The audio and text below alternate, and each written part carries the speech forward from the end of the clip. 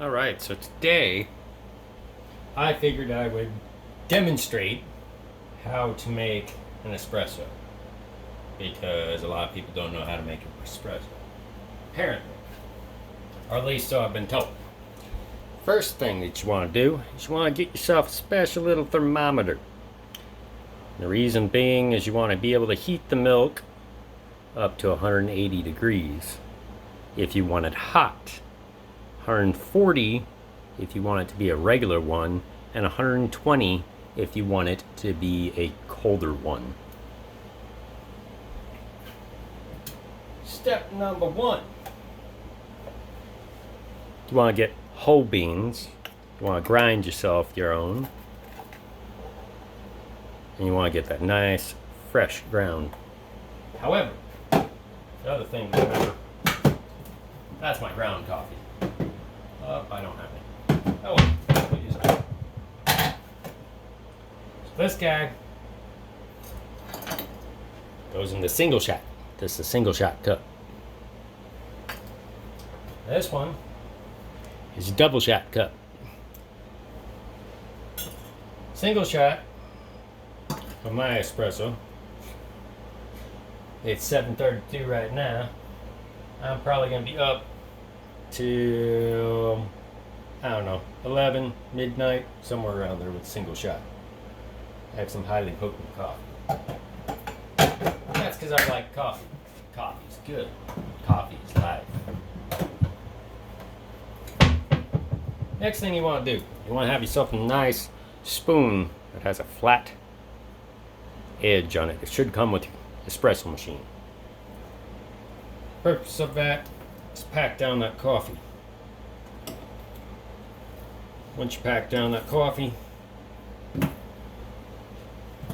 now put it into your ice cream scoop looking thing. It's not really an ice cream scoop. This has two on the bottom of it because I prefer to have two individual coffee things come out. This is a pressurized system, which means if you have one of the older version ones where you have to screw on the top, relieve the pressure, you will blow off your wrist, and you'll have a very sore wrist. Kind of wonder if that's what happened to one of my coworkers, but I'm not going to give him shit right now. Part of me wants to, but I'm not going to. So, after you do that, you have to turn on said machine. And of course, it would help if it was plugged in. Okay, turn on said machine. It has to pressurize. On the front of this device, it shows right there is the espresso, and right there is the steam. So in order to make sure that it's working properly, you have to wait till this check mark goes solid green. This is the Mr. Coffee one. It runs about $119. It is not your typical average espresso machine that you would find in, say, a coffee shop or something like that. Those cost $3,000 to $4,000. I know this because I at one point was going to open a coffee shop and I decided not to. Next, you want to pressurize your steam. It's going to flash again, which means it's now pressurizing the system. Okay, system is now pressurized. Very important step. You need to have a mug. Okay, you need to have a very good mug. I like this mug. I like what it says. Anyway, I got it from the Denver Zoo.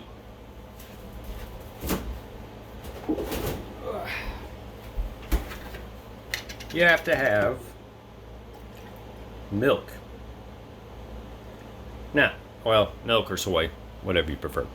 You don't want to fill it all the way up. You want to fill it about halfway line, maybe a little bit more than that. If you fill it all the way up, when you steam the milk will overflow from the cup and you'll have a mess and a half. So next, get your little thermometer, stick it in, stick it inside the cup, and steam the milk, and it's going to be loud.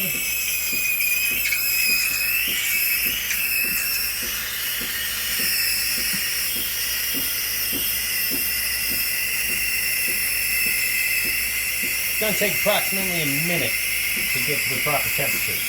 This one I'm going to put it at 140 because I don't want it to go cold on me quicker than me getting to sit outside and relax and enjoy this weather.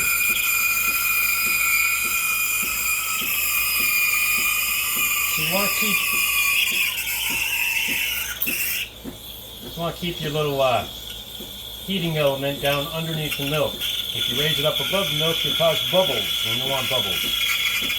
However, if you want to steam or foam the milk, you have to raise it ever so slightly under the top of the surface, and that will cause you to have your latte or cappuccino, or whichever one you prefer. Me, I'm going to go with a little bit more of a cappuccino today. So now you can see the milk's up at the top.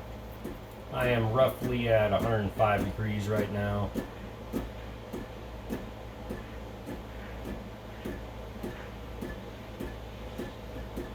And if I wanted to have any more foam on that, it would just overflow. Now there's several ways to make a latte, cappuccino, espresso. The way I make it, I steam my milk first, then I add my syrup, then I add my espresso. Some people prefer to do the espresso first, then have a mixture of steamed milk and their flavoring. And I'm getting awfully close to the top of that cup. Okay, that's my 140 degrees.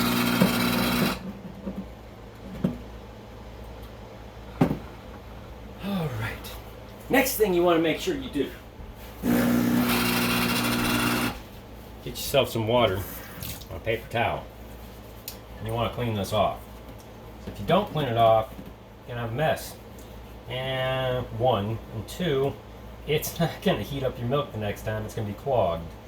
And you definitely don't want that clogged, because that can cause burns.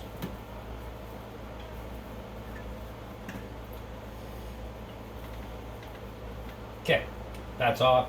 This is already back to a check mark. Push it over to the espresso, and instantly it is ready. The reason why it's instantly ready is because it's on a different pressurizing system. Start it up.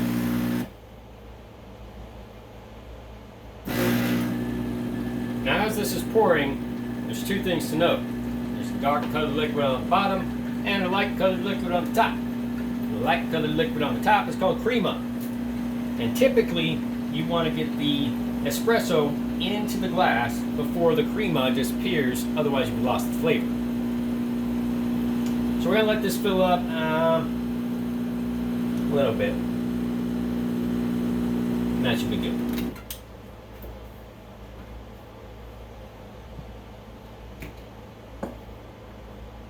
Me, I like to add my espresso first, just in case I have a little bit too much like I do, and then I add my flavoring, of course.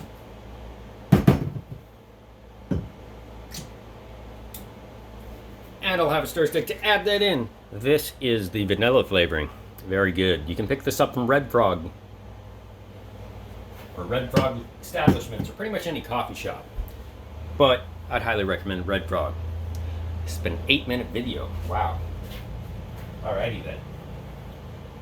So we made it to a wonderful 140 degrees. I don't know if you can see that on there. Probably not. It's declining already. When you're done with this, make sure you wash it off as well. You don't want to have spoiled milk in your next coffee. And if you want to really taste the flavor of your espresso, while it still has crema on it, you want to sip it. And that way you can tell if it's a good cup or not. Man, that's some good coffee. All right, that's how you make an espresso. Cleaning up process is very simple. Once you're done with that, make sure you turn this off, disconnect it, and let it drain into the pan below. Now you're ready for the next one. I would not recommend emptying the beans until it is cooled down, because like I said, this is not a commercial machine. This is a personal home machine, and you want to make sure those beans are not full of liquid hotness that's gonna just scald your skin. This being a 10-minute video, hope you enjoyed it. Peace.